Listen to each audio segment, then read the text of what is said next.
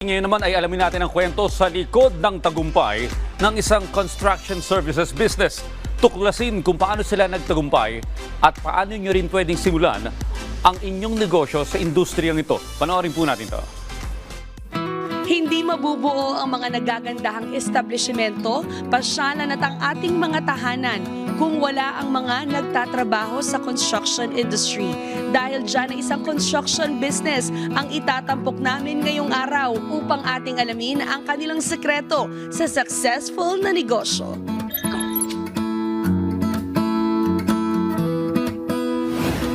So, Jufer, paano ka ba nagsimula sa business industry? Ano ba yung trabaho mo dati? Before pandemic 2018-2019, namasukan din po tayo sa isang big company, construction company din po. And then up to nag-pandemic na nga po hanggang sa lahat naman po apektado, di ba po ng pandemic. So naisip po namin na mag-ihaw-ihaw kami. Ayan, so hanggang sa pumasok na po yung construction through sa lolo ko dahil po na-inspire ako sa kanya. Dahil nga isa nga po siyang workers din. So na-inspire ako na mag-start na po ng sarili kong construction business. Bilang business partners kayo, ano yung nakikita nyong challenges along the way pagdating sa construction services sa inyong business? Merong mga clients na magpapaquote sa'yo. Halimbawa, magpapagawa ng bahay. Kukunin nila yung mga kailangan nila like yung mga materials, ganyan. Tapos, ang ending, gagawin niya. Kaya lang, sila na mismo yung kukuha ng tao nila. Sila mismo yung magpapagawa. So how do you handle that kind of situation? Tuloy lang. Acceptance, tapos move forward. Kasi hindi lang naman dito natatapos ang business. So, sobrang risky ng business na to. Kaya kailangan malakas yung loob mo at kailangan magtitiwala ka pa rin sa plano ng Lord. From 2020, if ikukumpara, Jofer, ngayong present year 2025, kamusta na ang progress? Awa naman po ng Diyos, masasabi ko po na tuloy-tuloy. Nagtuloy-tuloy naman po talaga siya. Wala po sigurong months na napahinga. Ano bang kakaiba na pwede mong maipagmalaki?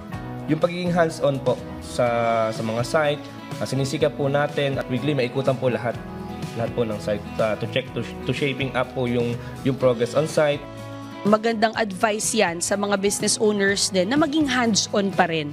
Na kahit may mga tao ka na, di ba, maganda na ikaw pa rin mismo yung tumututok sa bawat proyekto. Paano ba natin nasa-separate ang buhay mag-asawa, mga problema sa bahay, at paano ba natin nasa-separate yung conflict as business partners? Hindi ba mahirap, Charlene? Actually, mahirap.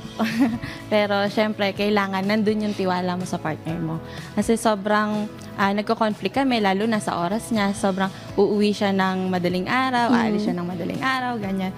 Pero, through proper communication, naayos naman. Kaya lahat ng ginagawa niya, alam ko para sa pamilya. Kaya talagang 100% yung support ako para sa kanya. May mga tips ka ba or advice na pwedeng ibigay dun sa mga taong gusto rin or na-inspire sa storya mo na gusto rin pumasok sa construction business? Isa lang po sa mga advice ko is yung lakas ng loob. Yung parang, yun po kasi naging puhunan ko eh. Yun po yung number one na opposite ng success eh, yung fear. Yun po, hindi po failure eh. Kasi yung failure is part po ng success yan eh.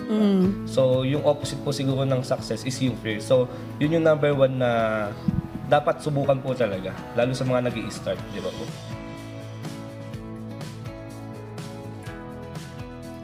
Ang positibong aksyon, samahan ng positibong mindset ay paniguradong magreresulta sa tagumpay. Yan po ang aral na ibinahagi sa atin ng business owners na sina Jofer at Charlene Capiral. Abangan niyo pong muli ang isa na namang business story na itatampok namin dito sa susunod nating pagkikita. Kaya naman tara, negosyo tayo!